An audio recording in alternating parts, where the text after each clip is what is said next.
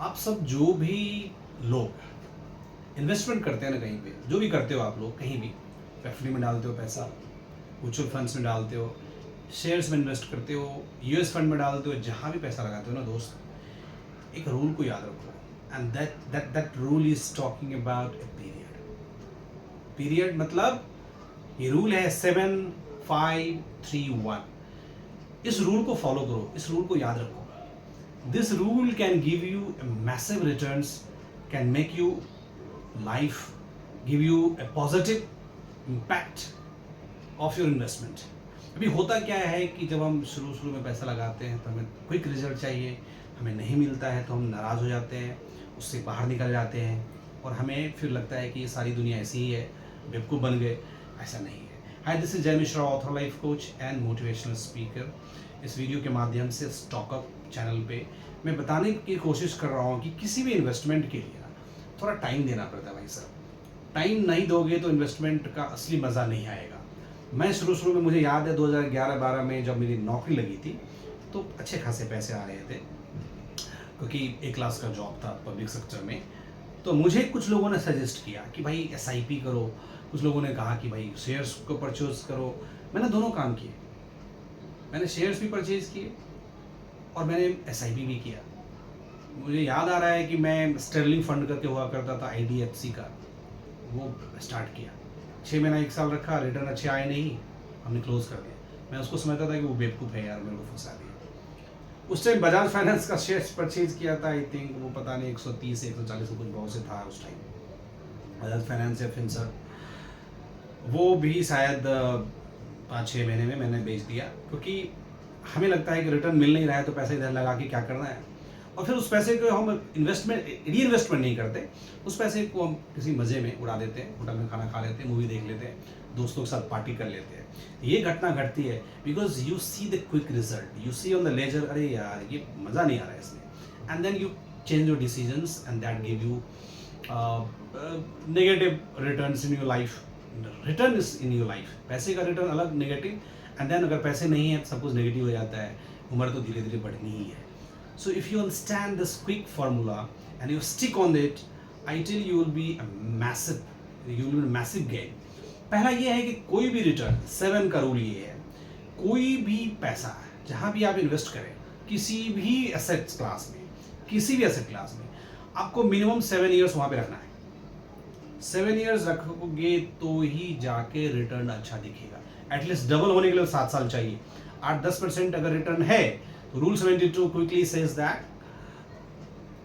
Double होने के लिए 10% रिटर्न है तो 72 से डिवाइड कर दो, 7 ईयर्स। तो मोटा मोटी ये मान लें, एवरीथिंग एडजस्टेड, कि 7 साल आपको अपने पैसे को लगाना है तो ये डबल दिखेगा, चाहे वो म्यूचुअल फंड हो, चाहे वो FD हो या बॉन्ड हो। हाँ, वही 7-6 उसी के रेंज में रहता है सब। तो 7 साल मिनिमम आपको पैसा लगा के रखना है, पहली बात। दूसरी बात, जो 5 इयर्स का फेज होता है ना, वहाँ से पॉजिटिव रिटर्न मिलने शुरू होते हैं 5 इयर्स के फेज में। अभी जैसे मान लो पिछले 2 साल से जो इन्वेस्टमेंट कर रहा होगा कहीं भी, उसके रिटर्न्स अभी नेगेटिव ही होंगे, क्योंकि मार्केट हाई से बहुत लो पे चला गया है। अब आप 4 साल पहले लगाते तो आपको 4 साल में अच्छा रिटर्न के डबल ट्रिपल हो जाता, लेकिन ज़रूरी थोड़ी है कि आप उस टाइम लगाए होंगे, क्योंकि जो नीचे पे तो कोई लगाता नहीं है। हमारा तो ये प्रॉब्लम है कि जो नीचे आ गए वहाँ पे हम अपना ध्यान ही नहीं देते। हम ध्यान तब देते हैं, जागते तब हैं जब सब कुछ दुनिया तब तक निकल जाती है, गाड़ी प्लेटफॉर्म से आगे निकल गई, डेस्टिनेशन में पहुंच गई, फिर जो वापस आती है उसमें हम फंसे रहते हैं बॉगी में बैठ के। तो मिनिमम आपको 5 इयर्स आपको बना रहना है to have a positive result. 7 years में देखो डबल ट्रिपल स्टार्ट होगा, रूल ऑफ जो कंपाउंडिंग है वहाँ से स्टार्ट होगा। 5 इयर्स में आपके पैसे रिटर्न्स आने शुरू हो जाएंगे पॉजिटिव। इस फेज में बना रहना है। जो 3 इयर्स का फेज है, आपने कहीं पैसा लगाए तो जो पहला साल के बाद जो दूसरा तीसरा साल है ना, ये जो 3 इयर्स है, this is really frustrating, this is really kind of chaos in life. अरे यार ये पैसे बन नहीं रहे, कि कभी निगेटिव होगा, कभी पॉजिटिव होगा, फिर नेगेटिव चला जाएगा, फिर आपको they will make you, some time they will break you also. तो ये जो 3 साल की जो पीरियड्स होते हैं, that time you have to be very alert, watchful, attentive and discipline, कि भाई होता है, ऐसा करना है। और ये फ्रस्ट्रेटिंग होता है। आप इस 3 साल के पीरियड में किसी से डिस्कशन करेंगे और वो बंदा इस काम में नहीं है, तो आपको वो फिर न्यूट्रलाइज कर देगा, आपके इमोशंस को ख़त्म करेगा, अरे कहाँ पैसा फंसा दिया, लाओ ना मैं तुम्हें 4 गुना करके देता हूँ। तो इस तरह से चीज़ों में फंसना नहीं है। तो this is a 3 years game. जो 1 का रूल ये कहता है कि एवरी ईयर आप अपने इन्वेस्टमेंट्स को बढ़ाइए। जो भी श्रद्धा से भाई साहब डालना है ना, आपको 5,000 से स्टार्ट किया आपने, तो अगले साल से 6,000 कर दो, उसके अगले साल से 7,000 कर दो। Every year if you make certain positive enhancement in your investment, in your portfolio, that gives you a different returns। क्योंकि एक स्टैटिक रिटर्न्स तो चलता ही आ जा रहा है, उसमें तो ऑब्वियसली बेनिफिट होगा, लेकिन अगर थोड़ा थोड़ा पैसा ऐड करते जाएंगे ना एवरी ईयर, तो आप देखेंगे, कैलकुलेशन भी आप कर सकते हैं, मिल जाता है आजकल फ़ोन पे।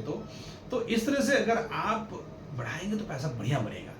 In any investment I said you in the beginning that if you stick for 7, 5, 3, 1 rule, you're going to have a hefty returns at the end of the 10 years, 15, 20 years down the line। देखो उम्र धीरे धीरे बढ़ती जाएगी, हर एक साल आपको cake काटने हैं, ध्यान रखो, भगवान की दया से अगर जिंदा रहे तो फाइनली जो पैसा है वही बोलता है, उसका कोई सब्स्टिट्यूशन नहीं है, हर एक चीज़ का सब्स्टिट्यूट है, पैसे का कोई सब्स्टिट्यूट नहीं है। So be watchful and be discipline in life and give the values of your thought process कि भाई जो कर रहे हैं सही कर रहे हैं, किसी के बहकावे में, किसी के रास्ते में आना नहीं है कि भैया वो ऐसा मेरे को समझा दिया, वैसा कर दिया, because this is your money all the way. आपको इनफैक्ट अपने बारे में बेहतर आपको पता है कि आप बेहतर क्या कर सकते हैं। तो this is what short video में समझाने की कोशिश कर रहा हूँ कि जो भी इन्वेस्टमेंट कर रहे हैं, इस रूल को, इस टाइम पीरियड को अगर आप ध्यान रखेंगे तो आपके लिए बेहतर रहेगा and you will have a massive growth financially in your life. अगर वीडियो अच्छा लगे तो वीडियो पे आप कमेंट कर सकते हैं, लाइक कर सकते हैं, शेयर कर सकते हैं। चैनल पे नए हैं तो भाई साहब सब्सक्राइब कर लो, ठीक है ना। ये एक मैसेज लास्ट में बोलना पड़ता है, मैं यही बोल रहा हूँ, बाकी आपकी मर्जी, जबरदस्ती तो कोई काम करवा नहीं सकता है ना। Thank you.